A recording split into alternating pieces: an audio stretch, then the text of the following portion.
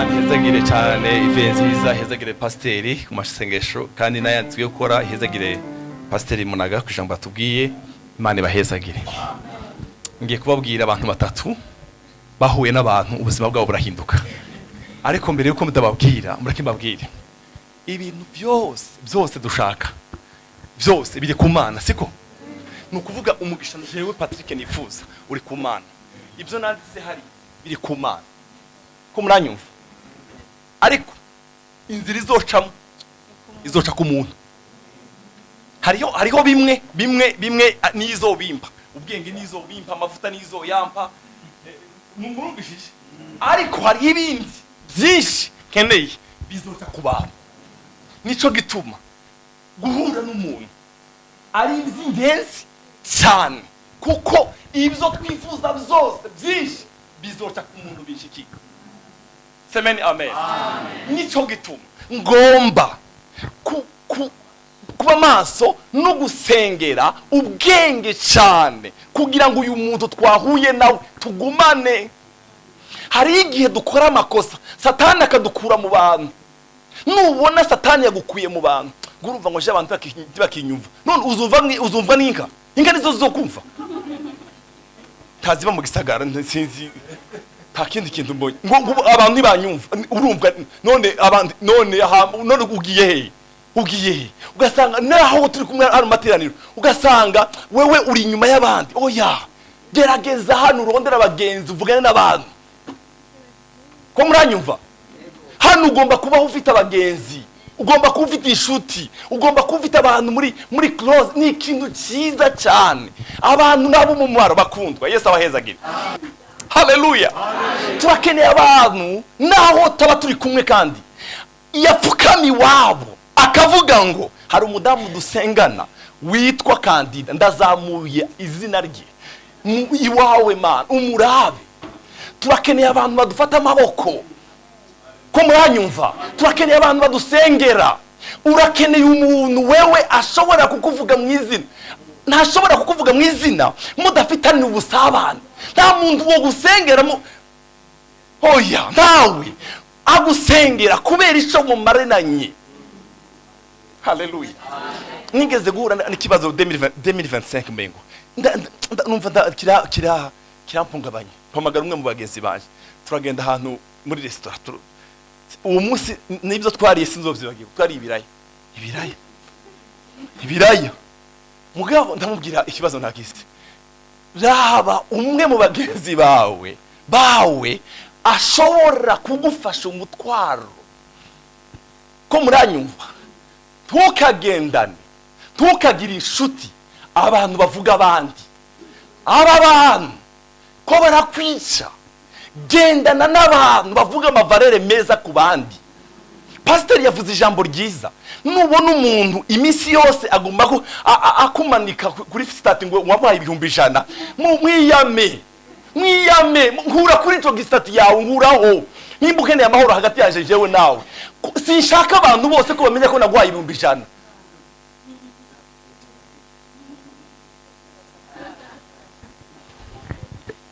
Haleluya. Haleluya. Turakeneye abantu muri buno rugendo dufite ngo kuja mu ijuru. Ndakeneye umuntu. Haleluya. Pastor Munaga ari kindi kintu nababwiye simbikivuga none. Narababwiye ngo turakeneye abantu bafise impano, ingabire. Iyo umuntu afise ingabire, uyu muntu uramukeneye.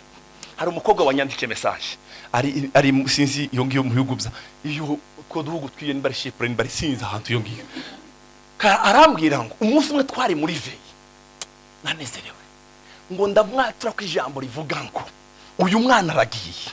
Mana ndasenze ngo iryo sengesho yanyibukije sinagibuka ngo ntakagora abavyeyi be ngo abahamagare ngo akeneye amafaranga Minerval umuconnecte n'akazi iyo yagiye yibesheho. Yanyandikiye arambwira ngo nibutse umunsi umwe turi muri veyi muri ko muransengera, wewe uravuga ngo Imana izompuze n'umuntu n'akazi uburyo ntazogora bini wacu. Arambwira abi wacu nikibo. Ndanezerewe. Haleluya. Urakeneye kubana n'umuntu afise ingabire, kuko Petero yaravuze ngo kuko mwahawe ingabire muzigaburiranire ingabire yawe niyo gufasha njewe naje ino ndiko ndakoresha niyo kugufasha wewe. Haleluya. Olivier yaririmbye twumva Imana. Amen, amen. Ngomba kwisunga impano ya Olivier, ngomba kumviriza Olivier ko araririmba. Ingabire ye ni iwanje, ingabire y'umwe muri twebwe. Nariko ndabwira pasiteri manya arafise ingabire ko urabona biriya byavuma arazi kubirege ko muravyuma gane birege neza ko muravanga birege neza suko intoki ziwe niza Cedric atari cyo kimwe napi zacu mugabo arazi kubitunganya neza nta kavuyo nta bantu bariko baravumva hanze arafise ubwo bume arafise ko muranyumva neza. Umuntu wese ngaha agomba gukoresha ingabire ye kuko ingabire yawe jewe ndayikeneye nundi arayikeneye. Amen, amen. Dusome ijambo ry'Imana mu gitabo cya Luka, dutangire muri Luka kandi ndabasabye timusinzira kuko pastor yavuze ahubwo munumvirize. Haleluya. Ndabire kwegereye umubwire ngo ingabire yawe ni igwanje, ingabire yawe ni igwanje si gwawe. Urumva jani ingabire yawe ni igwanje.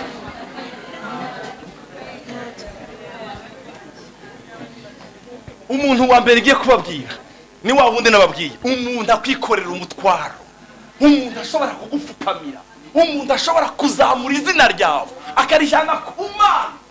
Amen, amen. Apana mwicaranye n'igihe mutari kumwe izina ryiwe kandi umva ndakubwira n'igihe atobimenya kubera ubikora. Amen, amen. Ni izina yakurikira gumaho turinde kumwandikira urumva unagusengera indosoro ngo none ngo reka byo reka manene wowe bwira Imana y'Imana y'amasengesho niyazogumya connection kandi barakuvishije. Luka igice cya 4 umurongo wa 25. Luka ni Matayo, Mariko, Luka. Kitwageze igice cya 4 umurongo wa 25 bavuga gutema. Ni by'ukuri hari abapfakazi benshi mu Bisirayeli mu gihe cya Eliya. Abapfakazi benshi mu gihe cya Eliya. Hari abapfakazi benshi. Vuga ngo hari abantu benshi. Aha, hari abapfakazi benshi mu gihe cyande cya Eliya. Hamwe ijuru ryakingwa, imvura igatara imyaka 3 n'amezi 6, ikigoyi cinshi kigatera mu gihugu cose. Yamara Eliya ntiyatumwa kuri numwe muri bo, ariko atumwa i Zarefati mu gihugu c'Isidoni ku mugore w'umupfakazi. Haleluya. Tiyagize gute? Tiyatumwe kuri be, yatumwe kuri umwe. Urakeneye umuntu wawe. Amen, amen. I Yerusalemu hari abapfakazi benshi, hari abantu benshi, ariko hariho abantu babiri bari bakenaneni. Eliya yarakeneye umupfakazi, uyu mupfakazi nawe yarakeneye Eliya. Akwatu barakubishije. Uyu mupfakazi yarakeneye Eliya. Niba hari umuntu wari ukeneye Eliya, n'uyu mupfakazi. Eliya nawe yarakeneye umupfakazi. Bombi bari bakeneye. Ndakwifurije ngo Imana guhuza n'umuntu nawe ukeneye, mukeneraniye. Wewe apana wewe gusanga wewe mukene oya. Imana iguhuza n'umuntu. Urashobora kuba arashobora kuguhezagira, udafite uko kumuhezagira. Ariko amasengesho yawe. Haleluya. Amasengesho yawe arashobora contribute cyane kuri we. Haleluya. Eliya yarakeneye umupfakazi. Kandi umupfakazi nawe yarakeneye mu gitabo cy'Abami. Haleluya. Ndamukiriza kwegera umubwire ngo Imana iguhuze n'umuntu ukeneye n'abagukeneye.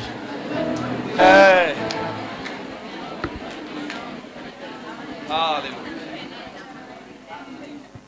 Moi tugenda kavensi kavuga ngo yampinduriye izina.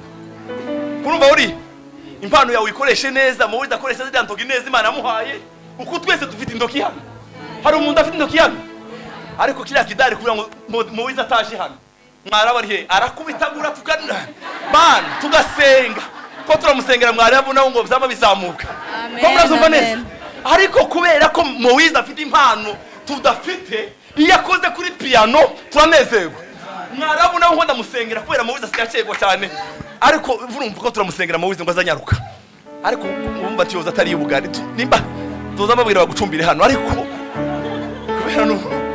yampindura izina kajya kagoma hama turirimbe ngo yampindura ndagusenge ngo Yesu aguhindura izina uyu mugoroba. Haleluya amen. Mani guhuza n'uyu muntu ye tubeka barimba twese Miduri amateka soso ya miduri. Haleluya miduri izina ya miduri amateka ya miduri izina. Haleluya miduri izina miduri amateka ya miduri izina.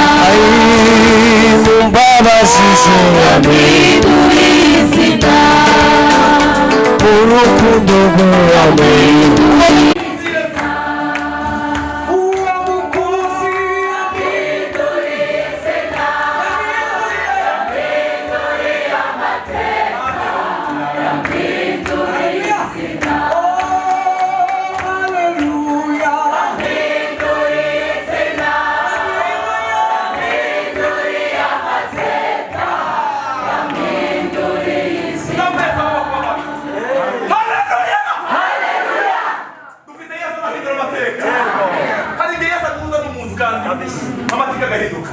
uyu mugore yaragiye gutoragura udukwi tungana tubiri muvugira gute akikana kiwe n'umuhungu wiwe ariko ahura n'umuntu nampinduriye izina yampinduriye amateka yampinduriye izina.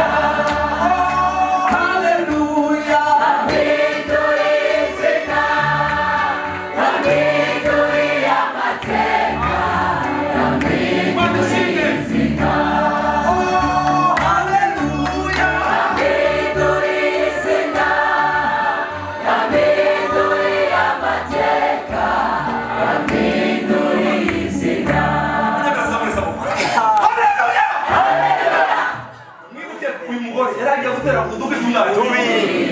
ngo bagire gute ahura n'umuntu afite igisubizo cye. Haleluya kandi igisubizo cye kandi ntabwo cyabaye kuri bo gusa n'abo bavukana nawe yabakuye mu nzara arababwira ngo nimuze nahuye n'umuntu yampinduriye amateka abo tuvukana nawe nimuze bicare mu rugo nimuve hariya mwicare hano nk'uko ubuzima bwanje igihura n'umuntu semeni amen.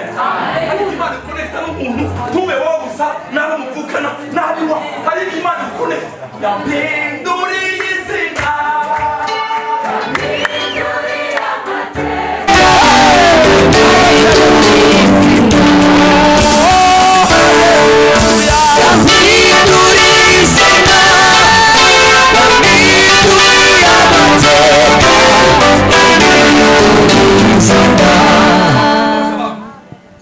Haleluya bakundwa ndanezerewe umwami Yesu abahuza n'abantu mukeneye guhura nabo. Amen. Haleluya Haleluya. ahura n'umuntu ugiye guhera neza ubuzima bwanze igitondo kimwe pasiteri wacu yadushingiye intahe umunsi umwe ngo yararose iyo ntahe ntiyashinze hano pasiteri Munaga umunsi umwe ngo yararose ari mu Nyakabiga Imana iramubwira ngo nasohoka aje muri file wahura n'umuntu siko ari mu butayu bwo hakurya ya Yorodani. Hari ubutayu bwo kuri Yorodani no hakurya yabwo hari ubutayu bwo hakurya ya Yorodani ariko ari hakurya ya Yorodani Imana iramubwira ngo genda muri ville araryama wararose. Imana iramubwira ngo genda. Uwo muntu bahuye rimwe. Haleluya bahuye rimwe ubuzima bwe burahinduka. Hari igihe muhura n'umuntu yadushinga indahe hano umuhungu we mukuru yamusabye umukate wishaka umukate hariya muri quartier hariya za Nyakabiga za Bwiza hari udukate twishari kera hari udukate twijana isukari ijana irere ijana ibintu zijana none ico gihe hari kera zari ijana oya pana siko ndavuga ubu ko ndavuga ico gihe ijana isukari ijana amayani ijana ibintu bijana ijana urumva ico gihe bamusaba akajana umukate w'ijana harawubura. Semeni amen. Igitondo kimwe aryamye n'ijoro Yesu aramubwira ngo hari umugore nagutegura hari umuntu naguteguriye zuka nk'uyu mugore yari ari muri quartier ngo yumva ijwi yamubwiye ngo genda uje gutoragura udukwi tubiri muri ya nzira yo kuja gutoragura udukwi tubiri naho Imana yateguye umuntu tuzamurese amaboko. Haleluya, haleluya. siko byagenze, ahura n'umuntu uwo munsi ntiyasubiye munsi kuva uwo munsi ampinduriye izina.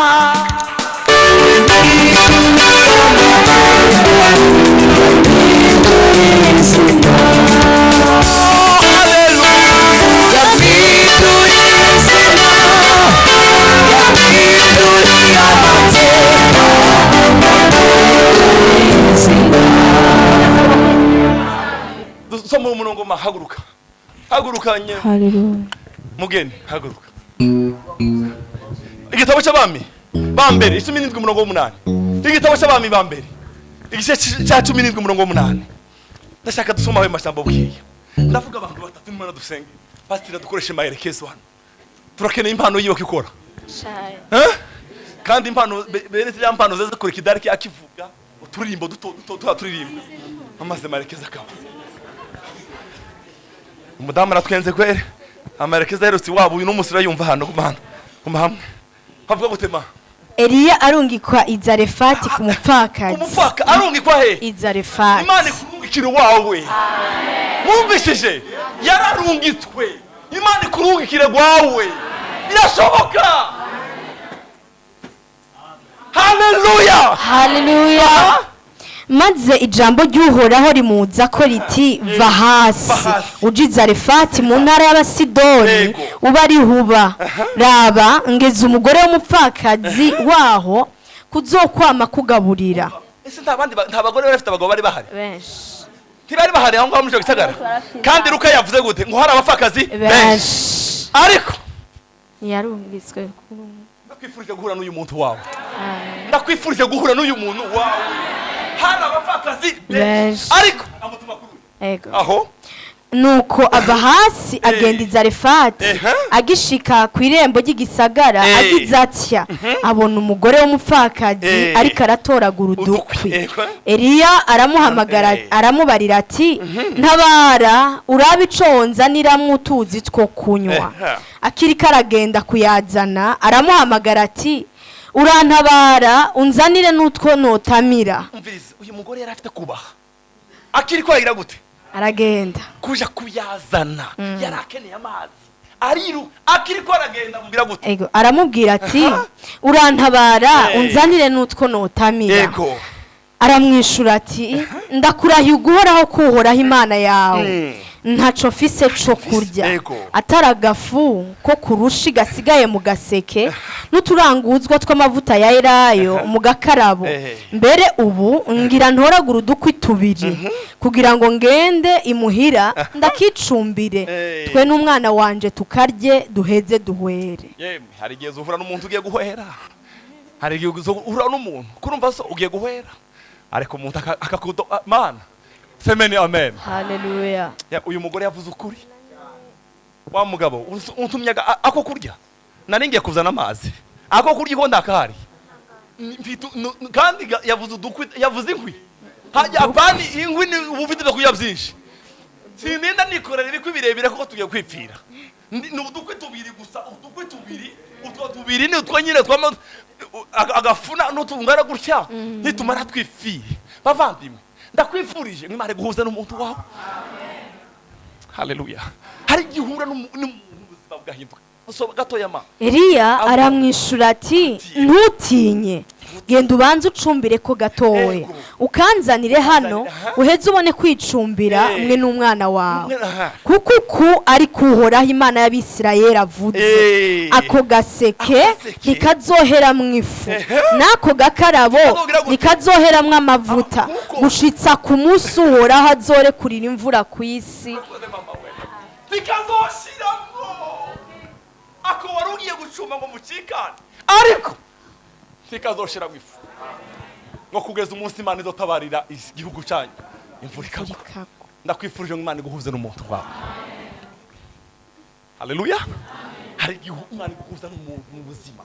Naje ubundi ndababwiye inkuru yashimishije naho mbikana muvuga butumwa yaravuze ngo ujya mugabo Dangote burya butunzi Dangote n'umusiramu ariko yakishijwe n'umukozi w'Imana w'Imana witwa Idahosa yavuga ijambo. Semeni amen.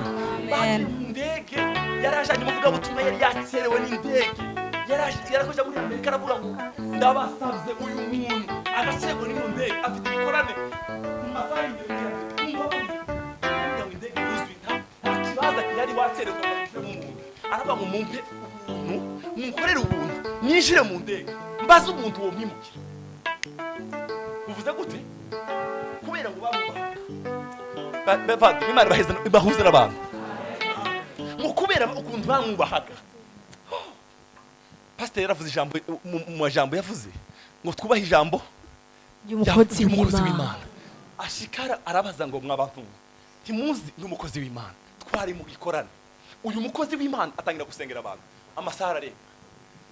Mutubabarire nimba nta muntu wo mubise kube afise igikorane ejo muri Amerika. Ino ndege akayisiba tazoba kigiye ngikunda ngo umuhungu muto umudandaza muto mwumvishije umuyisilamu harimo abaporo ngaho harimo abakirisitu ngaho bari buzuye nta n'umwe wigeze waguruka barabaguma ngaho twe tugende reka ngo agahungu gatoya yari muto cyane waduza ukuboko aravuga ngo jewe ndashobora gusohoka uyu mukozi marakije ngo mukora mu biganza. Aravuga ngo sha ndakwatuye umugisha isi yose izomenye ko nkwatuye umugisha isi yose ndakwatuye umugisha isi ko murabyumva neza. Niwe munyafurika wa mbere ku isi ifaranga afite abiwanyu bose namwe muterana.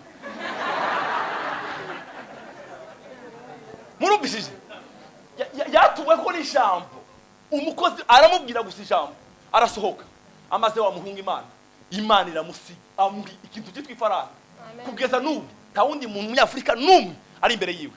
No mu bazungu abantu bavuye muri Amerika nta n'umwe amwigishije. Uzuhura n'umuntu ubuzima bwawe bugahinduka.